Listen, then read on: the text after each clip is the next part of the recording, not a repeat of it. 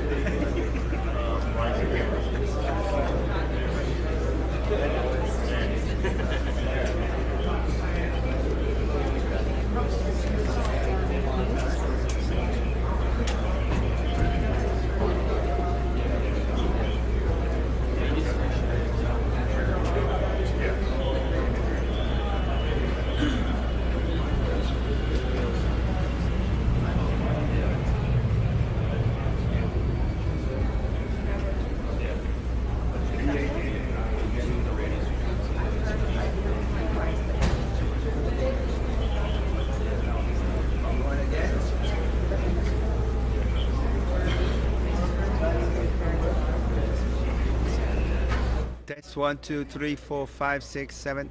Good?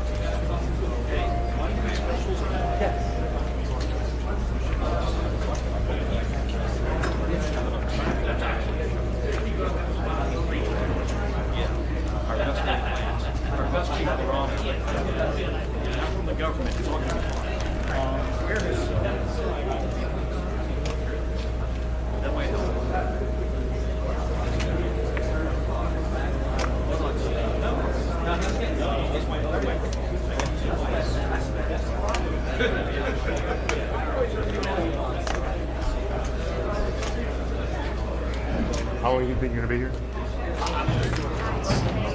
So I need this area clear.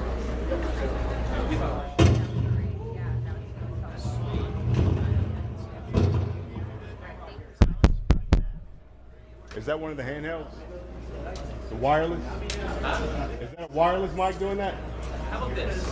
As soon as he's done specials, I'll tilt it up. Is that a wireless mic? What is that?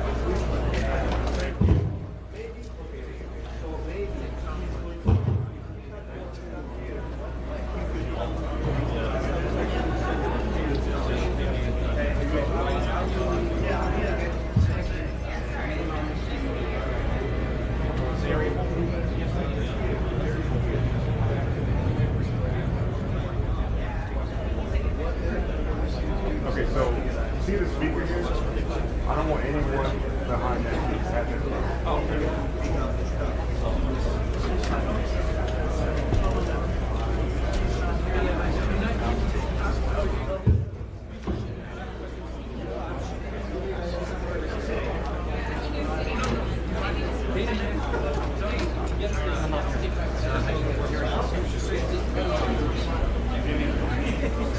That's what you're saying. Okay.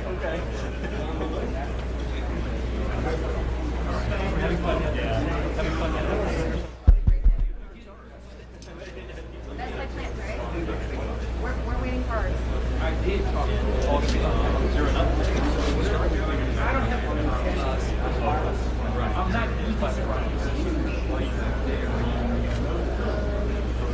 Wait a minute.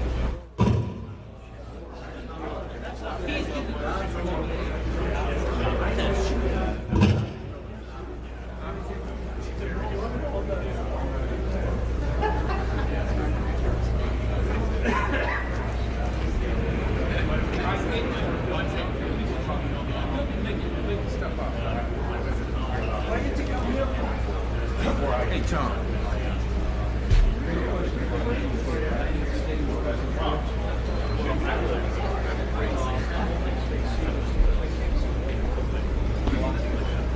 We'll be on you and what's up? I got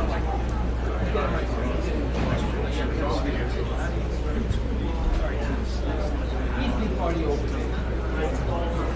But it might not match.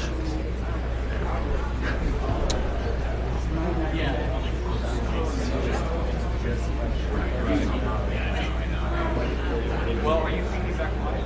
Yes. Hey, Neil, are you there? Hey, Neil, are you guys synced on your camera? Do you need me to put your or something? Sure. Hey, Neil, Jay's there, right? Jay's there. Hey, listen.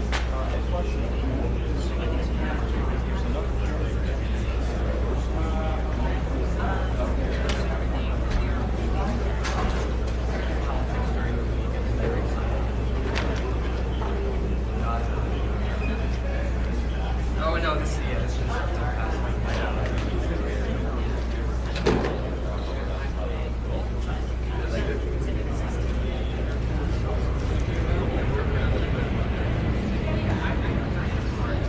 2-minute warning. 2 minutes. 2 minutes.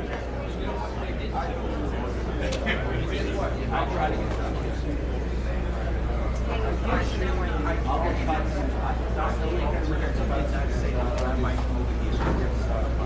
I'm catching the question. We're not doing it. I told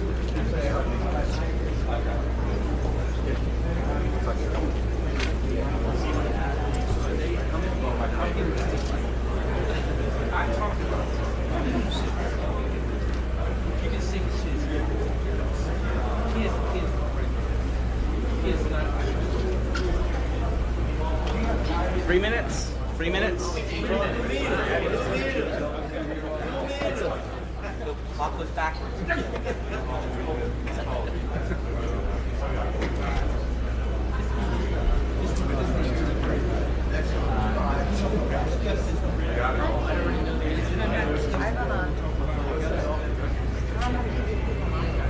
Ronnie's making this guy right here. Y'all can talk an hour.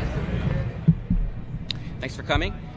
We'll be briefed this afternoon by board member Todd Inman, I-N-M-A-N,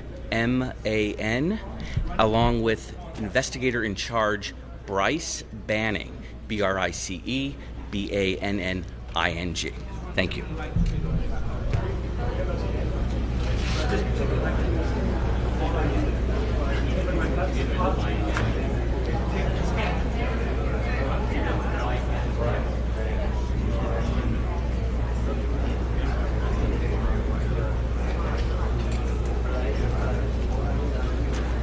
You should discuss it. I did discuss it. Bro.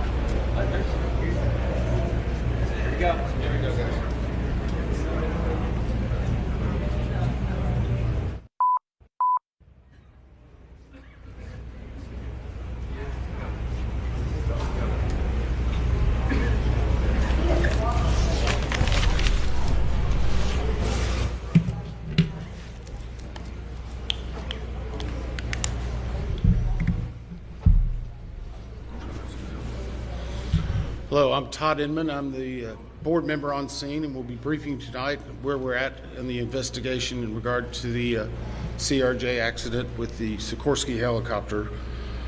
Let me just start with, as usual, our hearts go out to all the families of the victims. In fact, I just spent the last several hours with them before we came here, and I apologize that we had to move this back. But they are one of our primary concerns, along with making sure we get factual information out. They are having it's a hard time for them, obviously. And we want to do everything we can to make sure they get the most accurate information and factual. And has always been at the core of the NTSB mission, our job is to just come out with the probable cause, but then more importantly, make recommendations so that this type of tragedy never occurs again. So today, I know yesterday you saw the chairman, myself, and all the board members here. I just want to let you know they are still actively involved with this. We're just trying to make sure we're dividing and conquering. The chairman and I have had multiple conversations today. She's helped out a lot in making sure we're getting the investigative needs we have. And she's at the command post right now working with some of our people. I'd like to start by just thanking the first responders. When this first happened, a unified command was set up, and we had a lot of important people that came and worked with us. In Virginia, the Fairfax County Fire and Rescue, Fairfax County Fire and Rescue Department, Arlington County Fire and Rescue, Arlington County Emergency Management, Arlington Police, Alexandria City Fire, Alexandria Police, Virginia State Police, the NCR Incident Management Team, the Virginia Department of Emergency Management, the Virginia Department of Transportation, the Virginia Senator Warner's office, MWA's Fire and Rescue Team, MWA Police. A special shout out to every one of them. MWA has been amazing in helping and working with us, and we're truly appreciative. Along with DC Fire and Rescue, just extraordinary taking the lead. Prince William Fire and Rescue. In Maryland, the Montgomery Fire and Rescue, Prince George's Fire and Rescue, Charles County Fire and Rescue, Baltimore Fire, Baltimore Police, Anne Arundel Fire Department, Maryland State Police, Maryland Natural Resource Police, MPD, DCFD, and from the federal side, the U.S. Coast Guard, U.S. Army, U.S. Air Force, FBI, Secret Service, Customs and Border Patrol, Park Police, DOD, Naval District Washington, American Medical Response, and yes, the U.S. Department of Labor. All of those have been amazing partners and are one of the reasons why that this investigation continues to progress the way we want it to. As I said, we did family briefings last night, and today there are over 100 family members that are now in the area receiving briefings, and as part of a legislative requirement, receiving family assistance.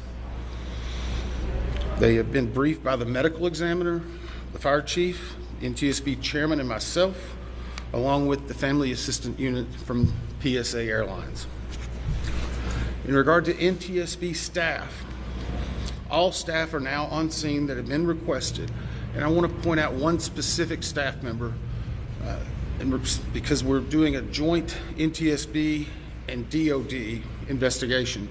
The NTSB actually has a Black Hawk certified pilot on staff, on our personal staff, based out of Alaska. Once we realized the dynamics and the intricacies of the Black Hawk, we have brought that member in. They are on scene now, providing direct technical assistance to the NTSB. Now, it does not mean that the DOD is not working and helping with us, but in order to maintain our independence, we have our own Black Hawk certified pilot in the working group for helicopters. Regarding salvage at this point, the Navy Supervisor of Salvage is conducting salvage operations at the current time. Barges are en route from Virginia Beach and we anticipate them to be on scene early tomorrow morning. After their arrival, they will be secured and located, and then significant salvage operations will continue. They are ongoing right now, but this will be the main lifting.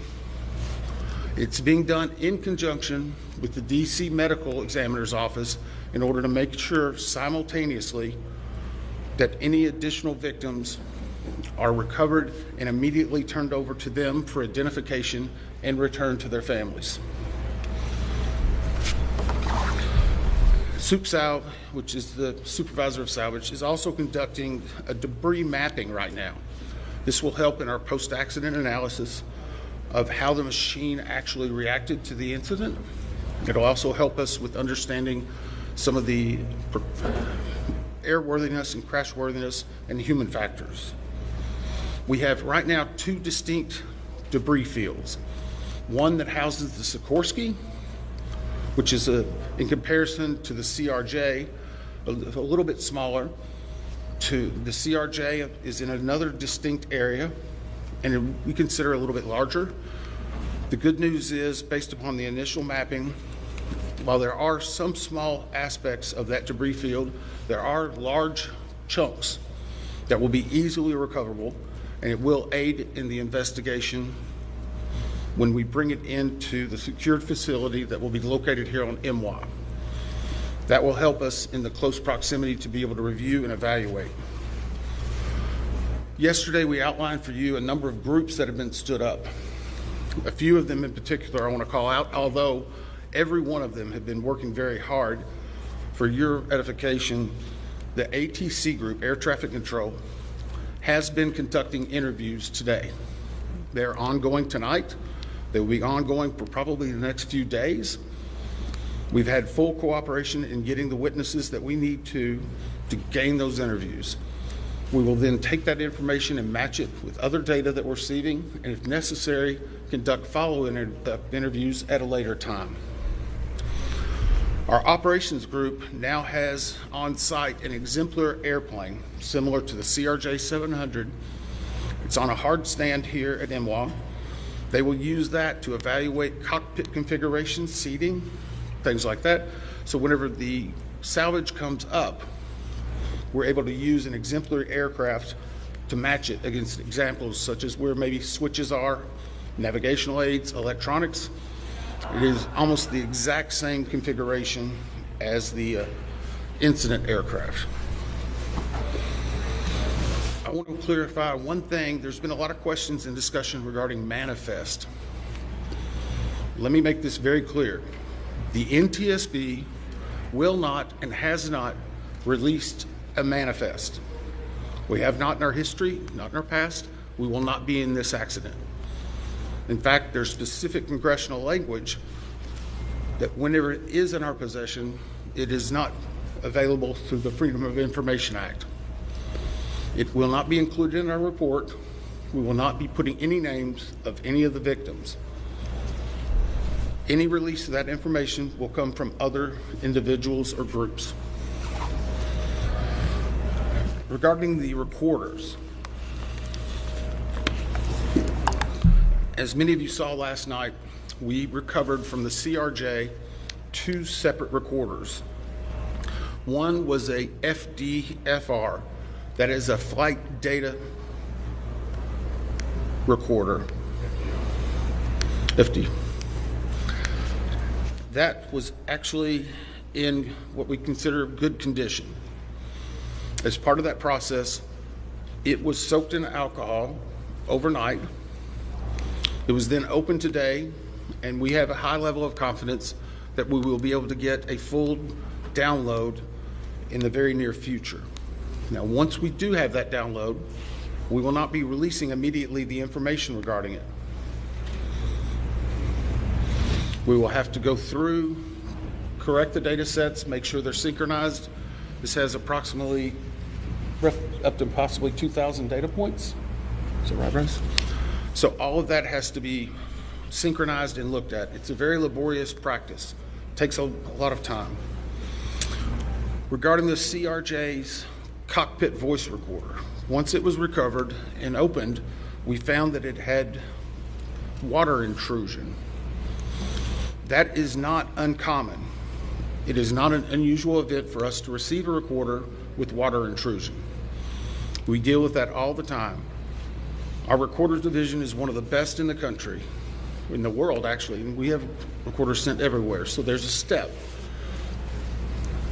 The CVR was soaked overnight in ionized water, at which point the team put the CVR into a vacuum oven in order to extract moisture. They are still checking electrical connections to determine if they're ready to try a download. It is one step of many steps that we will take in order to get that data, but we have a very high level of confidence that we will have it. We just have to work through a number of steps. Lastly, on recorders, the Sikorsky, where the CRJ has two separate recorders, the Sikorsky has a combined cockpit voice recorder and digital flight data receipt recorder. It's in one box. I can report to you now, we have recovered the Sikorsky black box. It is safely at the NTSB headquarters. It will begin an evaluation, just as the other two recorders did last night, to determine when and how to take action. I can tell you from a visual inspection, we saw no exterior damage that would indicate that it was compromised at this time. So we have a high level of confidence that we will be able to have a full extraction from that as well. Those are some of the significant updates we have right now. Obviously, we'll be doing some more in the essence of time and making sure our team gets back. I think we're going to be able to take maybe 4 or 5 questions. I'll call on you and I'll repeat it. So we'll try to play that game a little bit, please. Right here. Thank you very much. Your name and outlet, please. Jonathan Kersley, Channel 9 Australia. Captain Sully Sullivan, one of the heroes of the incident on the Hudson, said that he said we absolutely should be reviewing airspace, not just here but in other places where there's a complex mix of traffic. Is he right? Is there time for a permanent shift in DC and across the country to keep airspace safe and separate between military and civilian aircraft? So the question for those watching, is it this time now for us to possibly deconflict or change some of the airspace where military aircraft operate with commercial aircraft?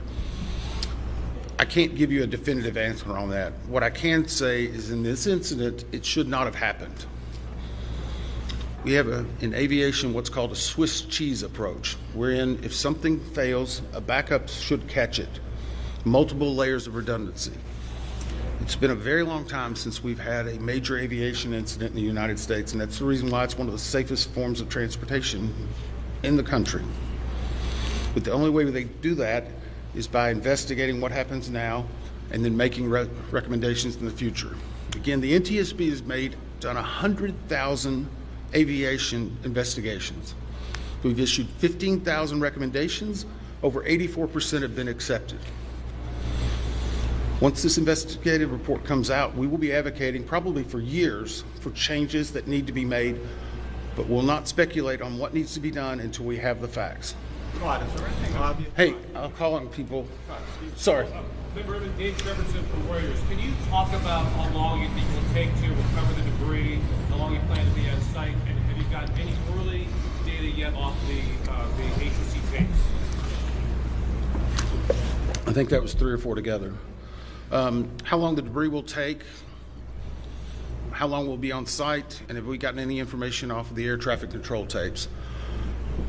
The debris, we are hopeful once the mapping is done that it will be done in what I will call quick order. And I can make no guarantees of that because first and foremost, we need to make every effort and to make sure we're recovering every one of the people that perished in this accident. We'll have some cranes that'll be coming up, and once that happens, you'll see a lot more activity and we'll be moving that in, but I don't want to give you a definitive time. I would say it will start in earnest probably on Sunday, and it will go through next week, and some of that's contingent upon weather and other things. Regarding the ATC tapes, we've received a lot of different information on ATC, and so I'm just going to preempt it. Off-the-shelf software programs are not always as accurate as the data we specifically get from ADSB, from the black boxes. All of that are factors that come into our investigation. So we will not speculate about ATC tapes that you may have heard and seen online or snippets. We are getting the full cooperation that we need to be able to make an accurate assessment and to make sure what we are saying is factual and that it will help and aid in the entire investigation. You? Todd, Cooper from Channel 7 in Boston. Is there anything glaring from the videos that we've all seen that will tell you that the pilot in the Black Hawk helicopter made a mistake? The question is, based on the videos, have we drawn any conclusions? We have not.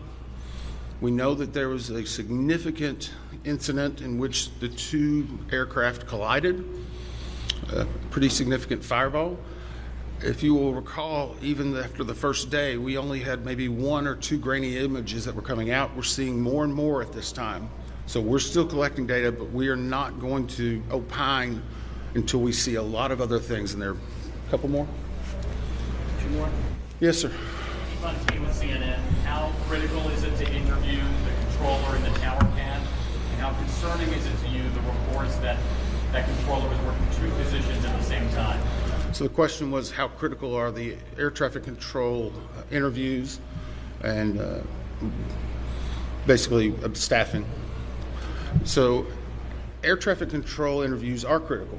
That's the reason why there's a process in place. That began immediately after the accident. It was preservation of that evidence. It was immediately taking down notes, getting logs, all that information. We will go back and look at any air traffic controller that was involved in this. We'll go back and look at their past probably 72 hours, even 2 or 3 weeks. We'll look at their training, their hiring, everything, what they probably ate that day. But it is not one point that tells us everything. It's layered into a lot of other information that's very critical. Regarding staffing, the FAA has had a very robust plan in looking at staffing. Obviously, we'll be looking at not only staffing that day, but progressively staffing. How many people, what job functions they were doing. Were they being combined? Were they not? What was the weather outside? What was the number of landings? I recall back during COVID, 1 runway was being used. Runway 1, that was the only one.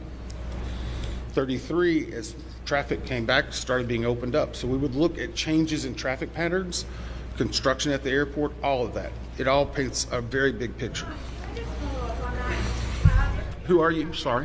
Sorry, Leah with AP.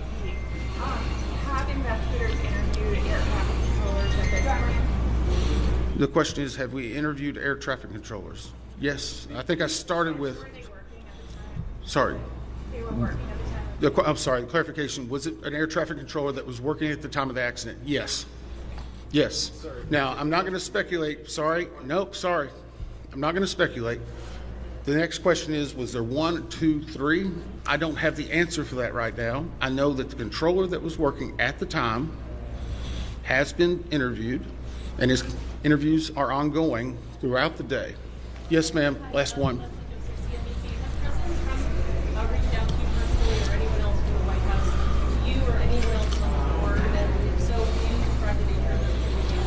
The question is anyone from the White House reached out to me or other board members? I won't speak for other board members. I know that the chair did a briefing yesterday. It was publicly discussed and gave some information. I have not received any contact. I'm going to go back to something we talked about earlier. The NTSB is an independent bipartisan board. 58 years as the gold standard. Our job is to find the facts. But more importantly, our job is to make sure this tragedy doesn't happen again, regardless of what anyone may be saying. Our investigators never want to see this happen again, and I never want to have to go back and brief another set of family like that. Thank you. Thank you very much. Thank you very much. Why is helicopters flying above 200 feet?